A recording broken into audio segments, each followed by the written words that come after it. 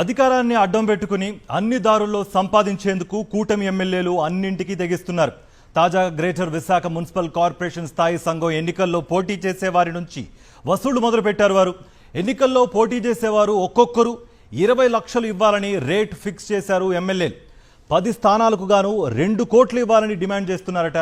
దీంతో కూటమి ఎమ్మెల్యేల తీరుపై టీడీపీ కార్పొరేటర్లు మండిపడుతున్నారు. జీవీఎంసీ ఎన్నికల్లో మా గెలుపు కోసం మీరేమైనా సహకరించారా, మీకెందుకు డబ్బులు ఇవ్వాలంటూ ప్రశ్నిస్తున్నారు. వారు స్థాయి సంఘం ఎన్నికల్లో సీటును వేలం పాట పెట్టే సంస్కృతి మొదలు పెట్టడం సరికాదంటున్నారు.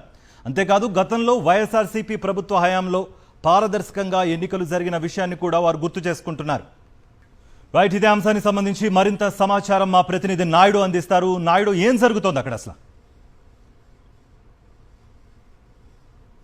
కార్తిక్, త్వరలో జరిగే జీవీఎంసీ స్థాయి సంఘం ఎన్నికల్లో కొత్త విష సంస్కృతికి కూటమి ఎమ్మెల్యేలు తెరలేపారు. త్వరలో జరిగే జీవీఎంసీ ఎన్నికల్లో స్థాయి సంఘం ఎన్నికల్లో పోటీ చేయాలంటే కార్పొరేటర్ 20 లక్షల రూపాయల వరకు ఇవ్వాలని చెప్పి కూటమి ఎమ్మెల్యేలు ఒక ప్రతిపాదనను తెరపైకి తీసుకువచ్చారు. 98 కార్పొరేటర్లు ఉన్న విశాఖ జీవీఎంసీ సంబంధించి 10 మంది కార్పొరేటర్లు పోటీ చేయనున్నారు. అయితే కూటమి తరపున పోటీ చేసేవారు ఒక్కొక్కరు 20 లక్షల రూపాయలు ఇవ్వాలని చెప్పి తెలుగుదేశం జనసేన ఎమ్మెల్యేలు వారి ముందు ప్రతిపాదన పెట్టి దీని మీద నిన్నంతా కూడా చర్చలు జరిగాయి. తెలుగుదేశం పార్టీకి సంబంధించిన ఎమ్మెల్యేలంతా ఒక హోటల్లో సమావేశమయ్యి ఆ పార్టీకి సంబంధించిన కార్పొరేటర్లందరితో సమావేశమయ్యి ఎందుకు 20 లక్షల రూపాయలు తాము అడుగుతున్నామని దాన్ని వివరించారు. అలాగే జనసేన ఎమ్మెల్యే వంశీకృష్ణ శ్రీనివాస్ యాదవ్ కూడా తన నివాసంలో జనసేన కార్పొరేటర్లతో సమావేశమయ్యారు. ఈ ఎన్నికల్లో పోటీ చేయాలనుకుంటే ఒక్కొక్కరు 20 లక్షల రూపాయలు తమకు ఇవ్వాలని చెప్పి వారి ప్రతిపాదనను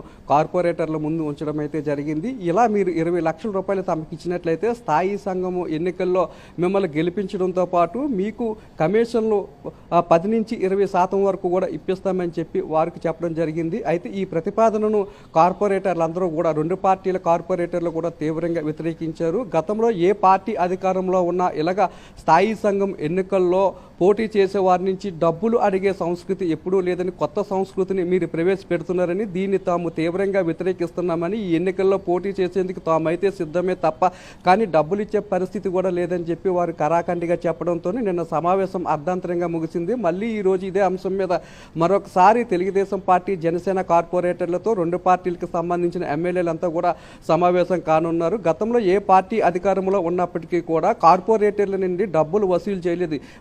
గతంలో జరిగిన జీవీఎంసీ ఎన్నికల్లో మా గెలుపు కోసం మీరేమీ సహకరించలేదు, మా కోసం మీరేమీ చేయలేదు, ఎందుకు మా మీద మీరు పెత్తనం చెలాయించేందుకు ప్రయత్నిస్తున్నారు. ఇంకా మొన్న జరిగిన ఎమ్మెల్యే ఎన్నికల్లో మీ గెలుపు కోసం తాము కృషి చేశాం తప్ప మా గెలుపు కోసం మీరు ఎక్కడా కూడా కృషి చేయలేదని, స్థాయి సంఘం ఎన్నికల్లో పార్టీకి ఉన్న బలాలను పెట్టి గెలుపు ఓటములు ఉంటాయి తప్ప డబ్బులు వసూలు చేసే సంస్కృతి ఏంటి, ఎందుకు ఇటువంటి కొత్త విష సంస్కృతిని ప్రవేశపెడుతున్నారంటూ కూడా వారు నిలదీయడంతో ఈ సమావేశం అర్ధాంతరంగా ముగిసింది. తెలుగుదేశం పార్టీకి జనసేన పార్టీకి సంబంధించిన కార్పొరేటర్లు అయితే తాము ఎన్నికల్లో పోటీ చేసే సమయంలో డబ్బులు ఇచ్చేది లేదు, ఎవరైతే పార్టీకి మొదటి నుంచి కష్టపడి ఉన్నారో వారికి మాత్రమే సీట్లు ఇవ్వాలి, పార్టీ ఫిరాయించిన వారికి లేదా మీ అనుచరు వర్గానికి సీట్లు ఇచ్చుకున్నట్లయితే తాము సహించేది కూడా లేదని చెప్పారు. ఈ విషయాన్ని అధిష్టానం దృష్టికి కూడా తీసుకెళ్లేందుకు తాము వెనకాడమని కూడా కార్పొరేటర్లు 2 పార్టీలకి సంబంధించిన ఎమ్మెల్యేలకు స్పష్టం చేయడంతో నిన్న జరిగిన సమావేశం అర్ధాంతరంగా జరిగింది. రేపే నామినేషన్లకు చివరి రోజు కూడా కావడంతో ఎంతమంది డబ్బులు ఇచ్చేందుకు ముందుకు వస్తారు,